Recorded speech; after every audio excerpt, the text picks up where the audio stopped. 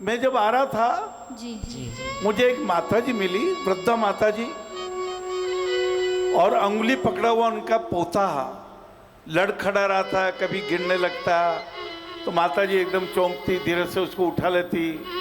गोद में तो लेना मुश्किल था, माता जी खुद ही लड़खड़ा रही थी।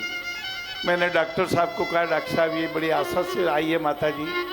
उन्होंने कहा कि भाई साहब ये बच्चा ठीक हो जाएगा, ये जन्मजात दिव्यांगता है, इसका 9 महीने माता के गर्भ में मस्तिष्क का पूरा विकास नहीं हुआ, हमारी बुद्धि का विकास अभी भी कहाँ हुआ है, हम कितना जानते हैं।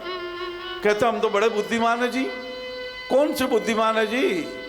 5 साल पहले ये गलती की, 3 साल पहले ये गलती की, मैंने मेरी बात कर रहा हूँ। 2 साल पहले ये गलती की, अभी 2 घंटे पहले अच्छा नहीं बोला, 1.5 घंटे पहले अच्छा मनन नहीं किया, 1 घंटे पहले समय का सदुपयोग नहीं किया। हम कहाँ अल्पज्ञ हैं, ज्यादा बुद्धि और घमंडी मत बन जाओ। हाँ, बहुत सारे चने पड़े थे और एक चोड़ा पड़ गयो पानी में, कड़ी में पड़ गयो, बोलो पानी में पड़ गयो तो फूलियो, चणो फूलियो तो आओ रा और हुका चना हो मारा पानी में आई जाओ तो थाई फूली जाओ, मारा जिसो बड़ा बह जाओ। एक हुक को चने बोलियो, भाई साहब मने दुख है आप पर दुर्भाग्य पे, अभी आप फूलो हो तो सड़ोगा, अब आप सड़वा लगी जाओगा।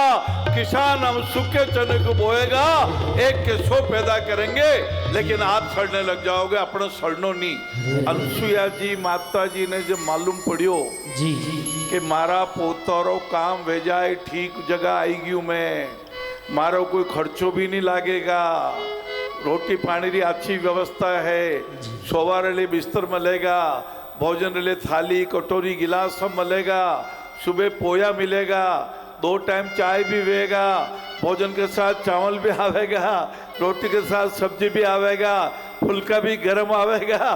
फुल्का चुपड़ा जका आई तो वणा ने तसल्ली हुई, वो कुर्सी पे बैठन वणा ने बिठायो तो मने अंशे माता याद आएगी जिनके पास सीता माता जी बैठी थी किसी जमाने में। दान तो देना ही चाहिए, की के पास कम वे माना इंदौर में माँ एक बार एक शेठ साहब मैंने क्यों कि आपने मैं 3,61,000 रुपया देना चाहूँ, आप 100 बच्चा रो ऑपरेशन मारी तरफ करे दीजिए, मारे पुण्य वेगा भी चेक काटी रहा था। वंदाने में मुनिम जी आया, एक पड़ोस की दुकान में मुनिम जी आया, धीरे से कान में पूछो आप छोटो दान ले कैसा, मुख्य मारे तो 1 मुट्ठी आटो चालू की दो भैया, घर घर मुट्ठी आटा मांगा, हृदय बड़ा घनघोर हुआ, आनंद की जो लहरें उठी और नारायण सेवा का छोर हुआ, सब में परमात्मा के दर्शन करते हैं। हमने तो 1-1 मुट्ठी आटा भी मांगा है, तो उन्होंने धीरे से निकाल के 21,000 रुपया मेरे हाथ में रख दिए। बाबूजी मारी तरफ 5 बच्चा रो ऑपरेशन कराई दीजिए आप भी, तो चले गया मुनिम जी। शेठ जी मैंने क्यों मारा 3,61,000 रुपया कमजोर है, ये 21,000 रुपया भारी है, मैं हमजो नहीं। वो क्योंकि शेठ साहब मैंने हम जाओ, कहते हैं इनको जितनी तनख्वाह मिलती है उसका 10% हर महीने ये दान करते ही करते हैं। मैं तो करोड़पति हूँ, मेरे पास तो 5 करोड़ का तो बंगला है, 5-7 करोड़ की टेक्सटाइल मिल है मेरे पास में। मैं आपको 3,61,000 देके मेरा 0.0001 भी नहीं दे रहा हूँ, और इन्होंने 10% 21,000 रुपये दे दिए, 10% दे दिया इन्होंने, तो मेरे दान से इनका दान ज्यादा। ये है दान की महिमा, ये है परमात्मा की महिमा।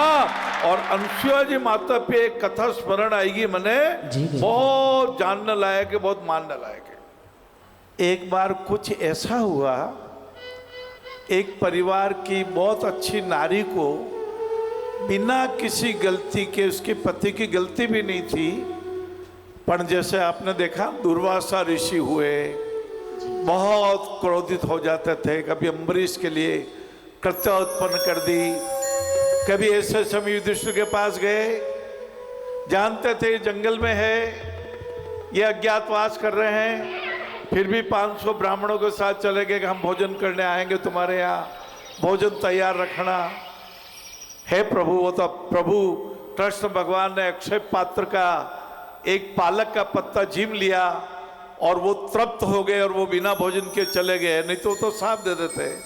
तो ऐसे ही एक किसी क्रोधित महापुरुष ने उनको श्राप दे दिया कि तेरा पति कल का सूरज नहीं देख पाएगा, मतलब कल का सूरज उगते ही तेरा पति का देहांत हो जाएगा। पत्नी को बड़ा दुख हुआ, मेरे पति, और बिना वजह से।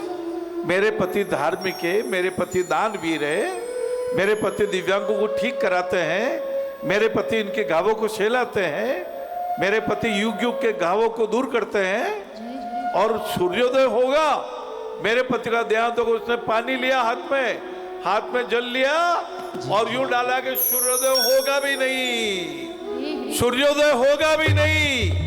17 दिन बीत गए, सूर्य भगवान उगे नहीं। देवता लोगों ने अनसुया माता से प्रार्थना की, माता सूर्य के उदय हुए बिना तो पृथ्वी रसातल में समा जाए। अनसुया जी ने उस महिला को कहा, तेरे पति सूर्योदय के होते ही जब मृत्यु को प्राप्त होंगे, मैं अपने योग बल से उसने कहा कि मैं तेरे पति को जीवित कर दूंगी। ऐसा ही हुआ, जैसे जीसूर्य का उदय हुआ उसका पति मृत्यु को प्राप्त हो गया और अनसुया जी ने पानी के चिन्ह मारा, जीवित हो, जीवित हो गया।